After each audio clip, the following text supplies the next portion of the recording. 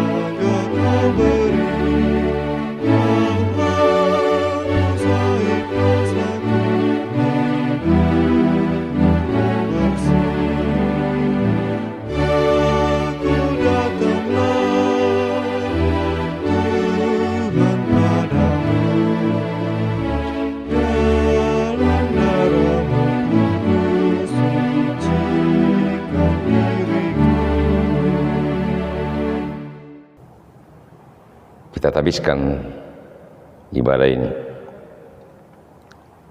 bahwa pertolongan kepada kita dalam ibadah ini datangnya dari pihak Tuhan yang telah menjadikan langit, laut, dan bumi dengan segala isinya.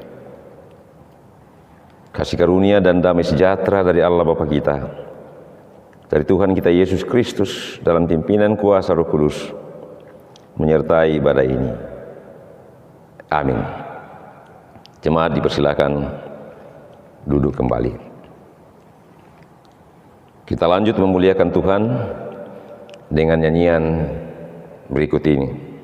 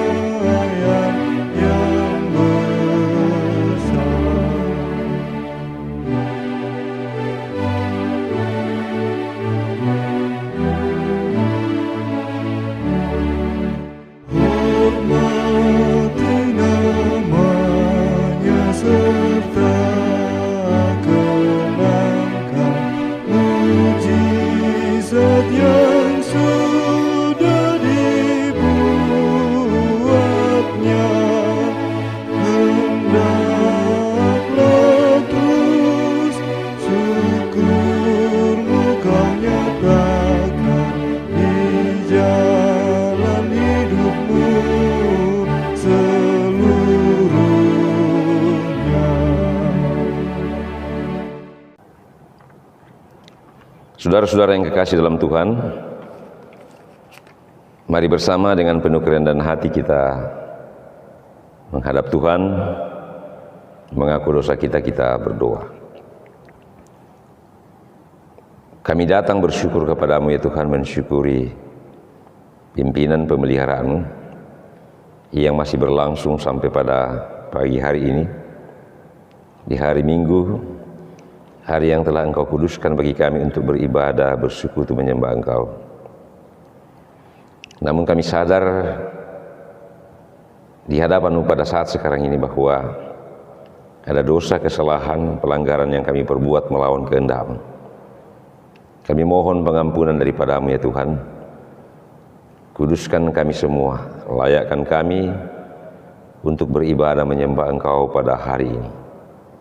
Dalam nama Tuhan Yesus kami mengaku dosa kami, memohon pengampunan dosa. Amin. Kepada jemaat yang telah mengaku dosa di hadapan Tuhan, dengarkanlah berita anugerah pengampunan dosa dari Yohanes pasal 3 ayat 16. Karena begitu besar kasih Allah akan dunia ini, sehingga Ia telah mengaruniakan anaknya yang tunggal, supaya barang siapa yang percaya kepadanya tidak binasa melainkan beroleh hidup yang kekal. Amin. Kita respon itu dengan nyanyian berikut ini.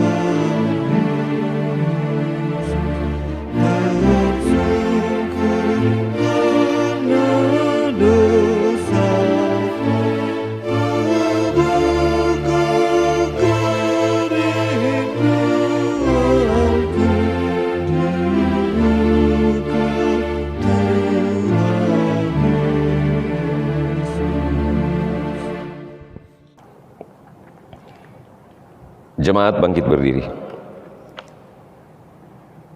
Saudara-saudara, bersama-sama dengan orang-orang percaya, kita kembali mengucapkan atau mengikrarkan pengakuan iman kita yang berbunyi seperti berikut. Aku percaya kepada Allah Bapa yang Maha Kuasa, Khalik langit dan bumi, dan kepada Yesus Kristus, Anaknya yang tunggal Tuhan kita, yang dikandung daripada Roh Kudus, lahir dari anak darah Maria, yang menderita di bawah pemerintahan Pontius Pilatus, disalibkan, mati dan dikuburkan, turun ke dalam kerajaan maut.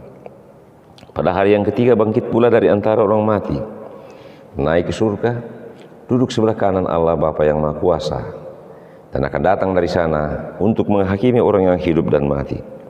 Aku percaya kepada Roh Kudus, gereja yang kudus dan am, persekutuan orang kudus, pengampunan dosa, kebangkitan daging dan hidup yang kekal. Amin. Kita sambut pengakuan iman itu dengan nyanyian berikut ini.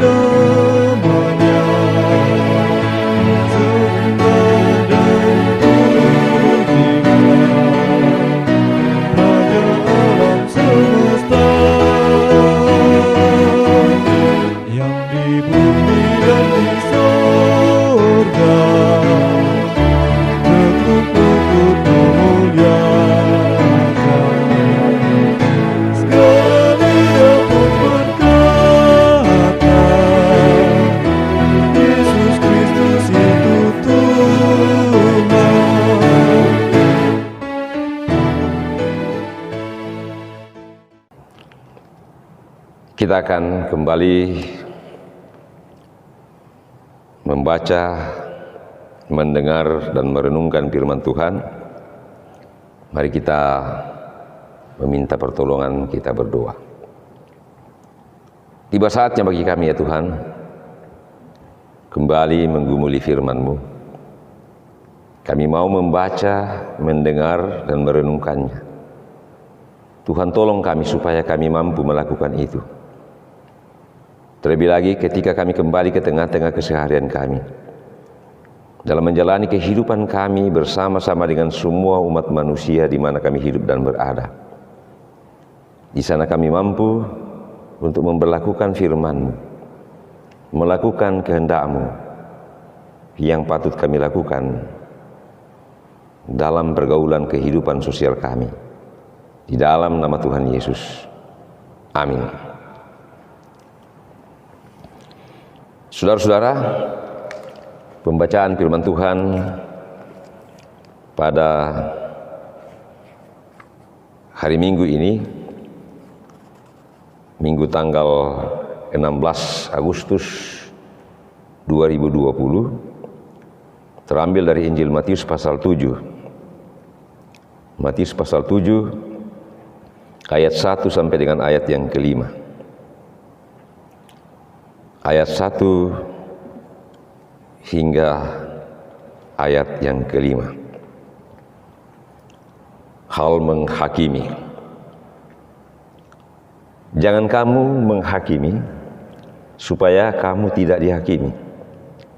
Karena dengan penghakiman yang kamu pakai untuk menghakimi, kamu akan dihakimi, dan ukuran yang kamu pakai untuk mengukur akan diukurkan kepadamu. Mengapakah engkau melihat selumbar di mata saudaramu, sedangkan balok di dalam matamu tidak engkau ketahui? Bagaimanakah engkau dapat berkata kepada saudaramu, biarlah aku mengeluarkan selumbar itu dari matamu, padahal ada balok di dalam matamu? Hai orang munafik, keluarkanlah dahulu balok dari matamu, maka engkau akan melihat dengan jelas untuk mengeluarkan selumbar itu dari mata saudara. Amin. Kata Tuhan Yesus, yang berbahagia adalah kita yang mendengar dan melakukan firman itu. Amin. Kita sambut sabda Tuhan dengan nyanyian berikut ini.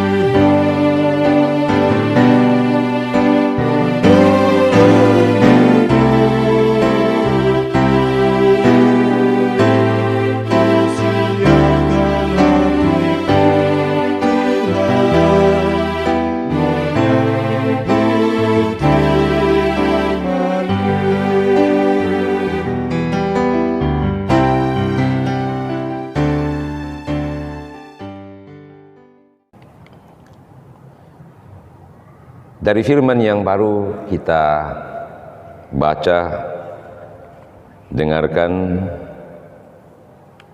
pada hari ini, saudara-saudara, di dalamnya kita membaca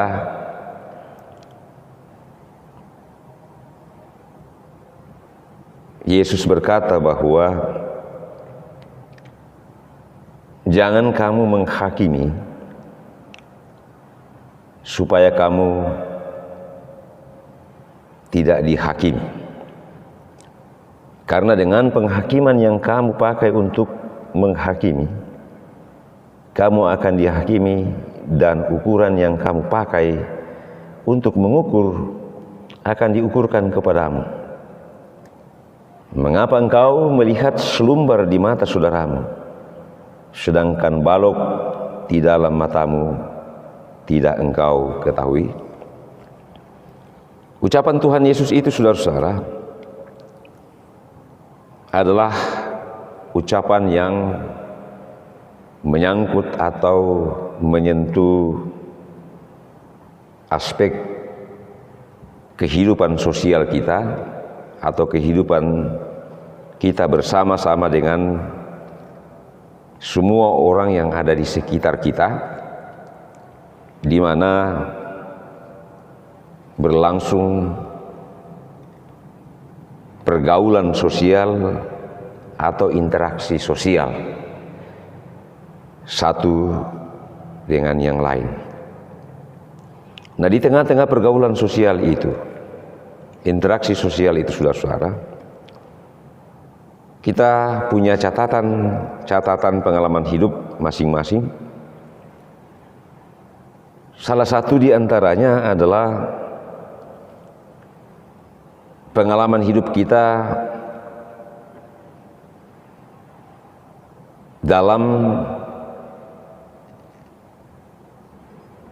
menghadapi atau dalam menyikapi hubungan kita dengan orang-orang yang ada di sekitar kita,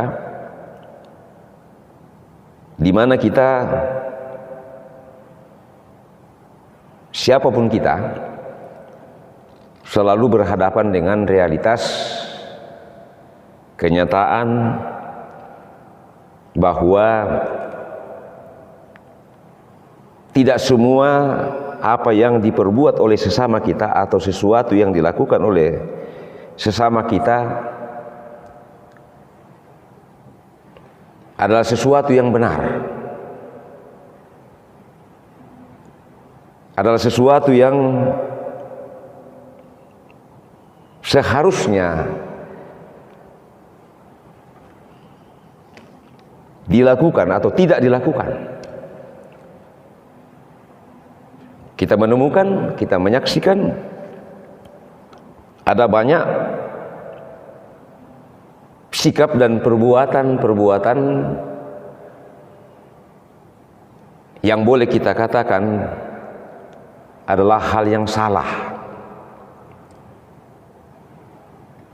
hal yang tidak benar. Ada yang mencuri, ada yang merampok, ada yang memperdayai sesamanya, ada yang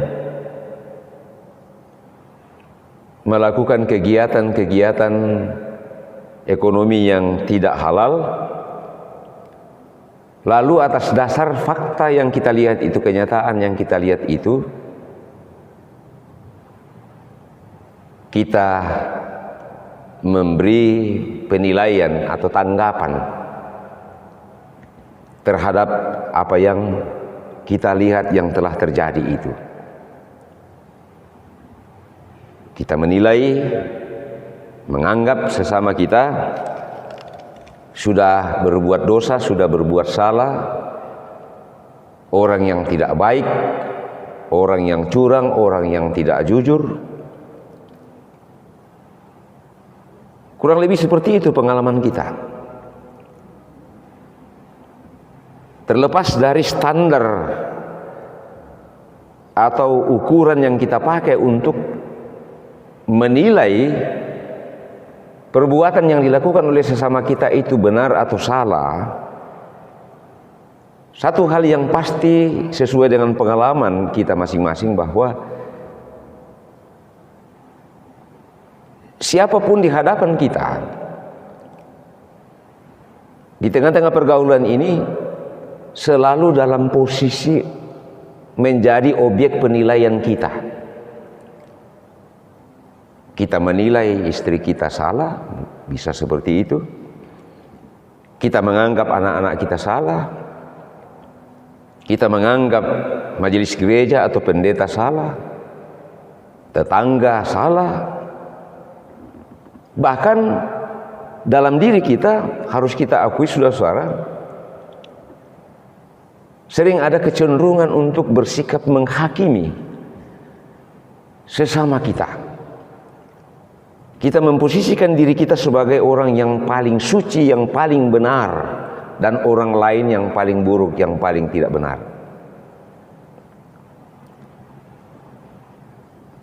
Dan sebaliknya, orang lain juga bisa atau dapat seperti itu terhadap diri kita. Yang mau dikatakan oleh Tuhan Yesus di sini, saudara-saudara, bukanlah larangan untuk menyatakan ya kalau ya, tidak kalau tidak. Bukanlah larangan untuk menyatakan kesalahan. Justru Tuhan menghendaki supaya kalau kita melihat sesuatu yang salah, kita benar-benar menganggap itu salah dan menyikapinya bahwa itu adalah perbuatan yang salah. Bahkan merupakan kewajiban bagi kita untuk menasihati, mengingatkan orang-orang yang melakukan kesalahan.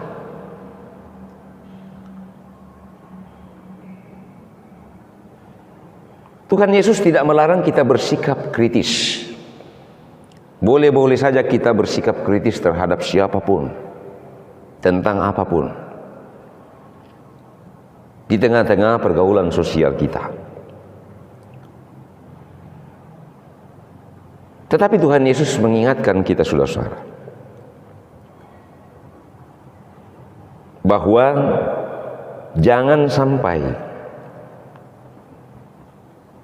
dalam menyatakan kesalahan atau dalam mengkritisi sesuatu yang salah yang diperbuat oleh sesama kita, yang dilakukan oleh anggota keluarga kita atau warga jemaat kita, kita mengabaikan diri kita sebagai orang yang mungkin atau dapat melakukan hal yang sama. Karena itu Tuhan Yesus mengatakan, jangan kamu menghakimi supaya kamu tidak dihakimi. Jadi kalau kita mengatakan bahwa si A itu malas ke gereja, tidak peduli dengan pekerjaan Tuhan, si A itu keluarganya, rumah tangganya berantakan, apakah kita sudah memeriksa, mengintrospeksi diri bahwa kita lebih rajin ke gereja, rumah tangga kita, keluarga kita jauh lebih baik daripada orang yang kita soroti, orang yang kita kritik?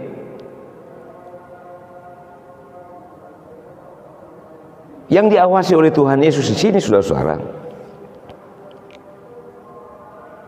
adalah jangan sampai kita mengambil alih posisi Tuhan sebagai pihak yang punya otoritas menentukan salah dan benar. Mengambil alih fungsi lembaga yudikatif, fungsi lembaga hukum yang punya kewenangan untuk memvonis seseorang itu bersalah.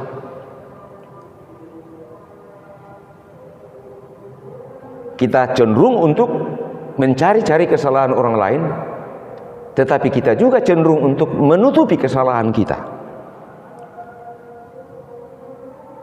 Ini penting untuk menjadi sesuatu yang harus kita kelola dengan baik, kita renungkan dengan baik dalam menjalani kehidupan sosial kita, saudara. Tidak salah bersikap kritis. Kita boleh-boleh saja bersikap kritis terhadap siapapun, terhadap pemerintahan boleh, tetapi harus konstruktif. Tetapi harus kita juga memeriksa diri kita. Benarkah semuanya atau sepenuhnya orang yang kita kritik itu salah? Atau jangan-jangan kita juga melakukan kesalahan, bahkan mungkin melakukan kesalahan yang jauh lebih fatal, tetapi kita menutupi kesalahan itu dan cenderung untuk mencari kesalahan orang lain.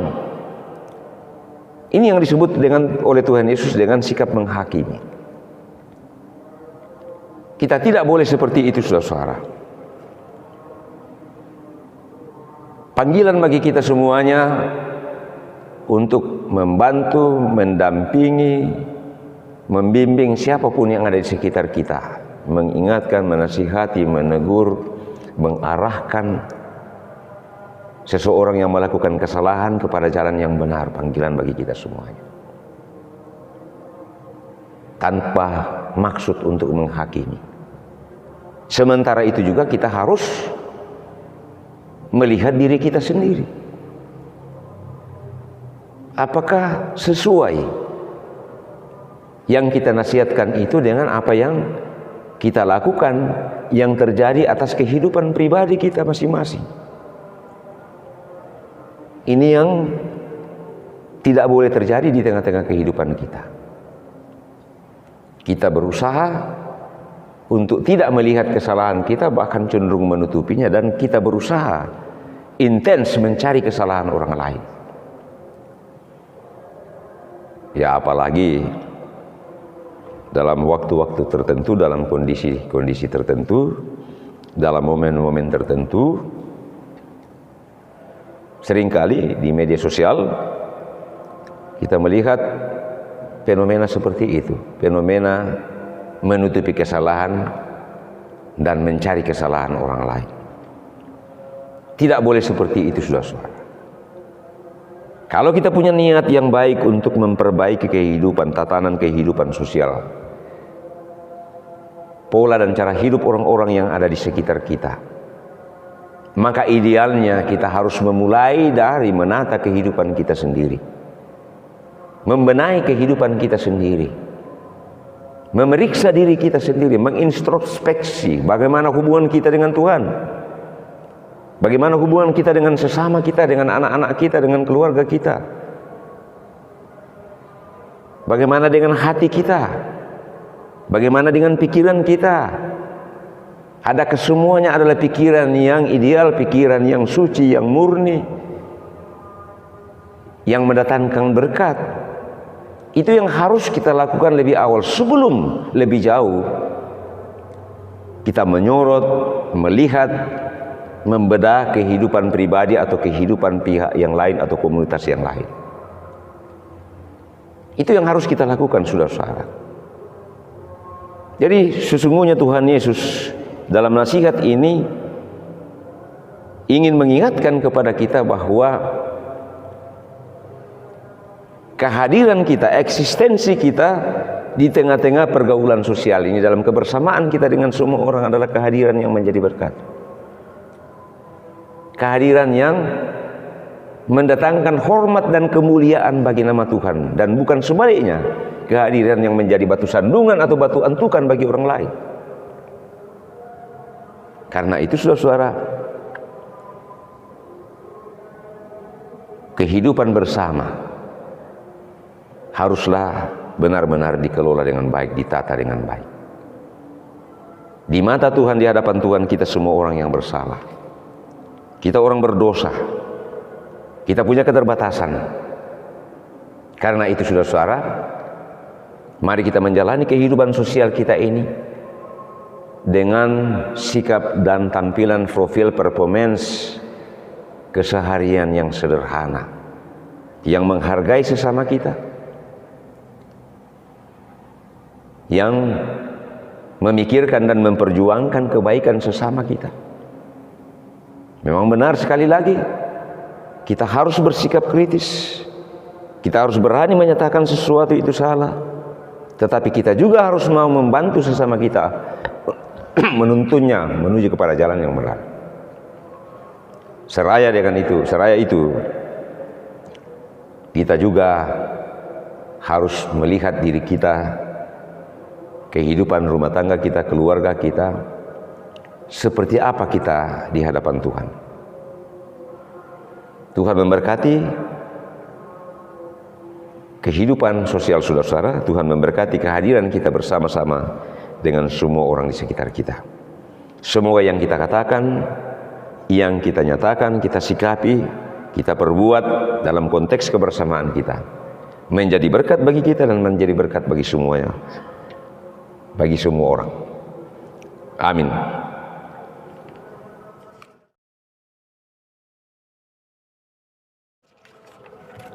Jemaat yang dikasihi Tuhan, kembali kita menyatakan syukur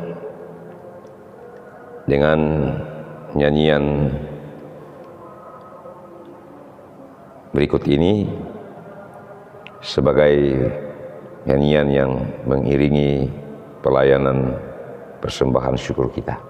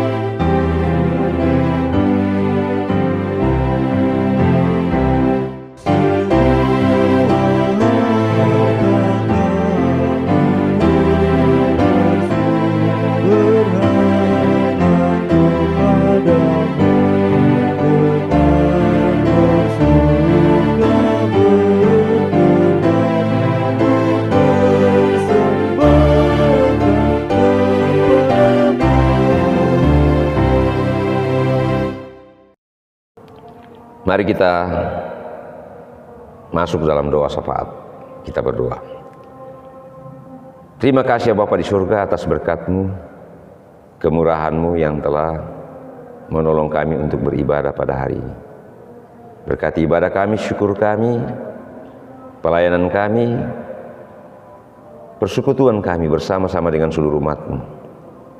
Di tengah-tengah persekutuan ini kami datang bersyukur bersama-sama dengan segenap saudara kekasih kami yang berulang tahun. Tuhan berkati sukacita dan bahagia mereka. Di tengah-tengah syukur dan sukacita itu ya Tuhan, kami teringat untuk saudara-saudara kekasih kami yang menderita sakit di tempat kediaman mereka masing-masing. Kekasih kami Bapak Ebe Pamuso, Bapak dan Ibu Rapang, Bapak Roy Rustam, Ibu Yuni Mangin, anak kekasih kami Arjen Roben, orang tua kekasih kami Bapak dan Ibu Tangdilalo, Bapak M. Tangdionggah, Mama Nesar, orang tua dari Bapak Angga, putri dari Bapak Lukas Sampe, Ibu Yulina Lande,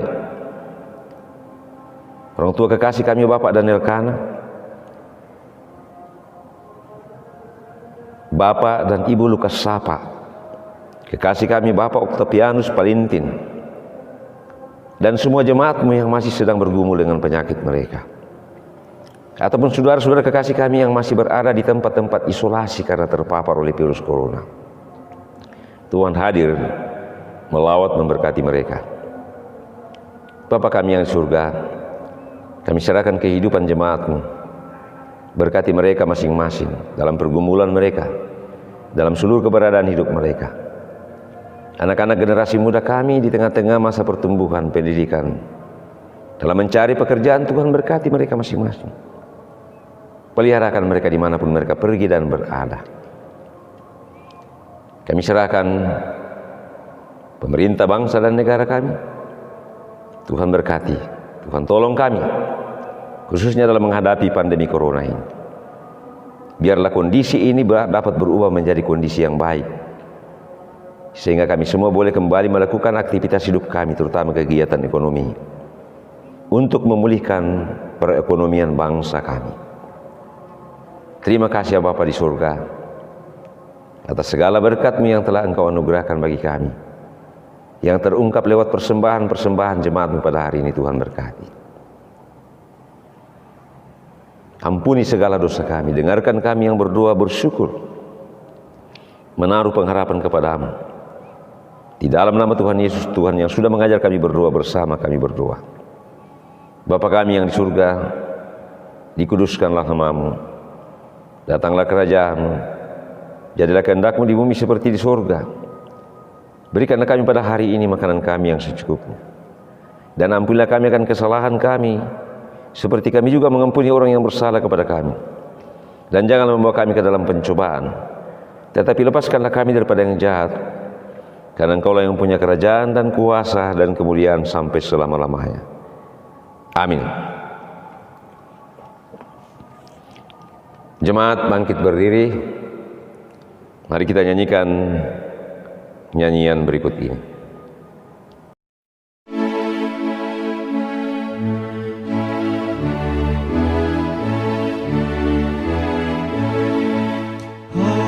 Haleluya, terpujilah pencipta alam semesta, Sang Bapa Maha Kuasa.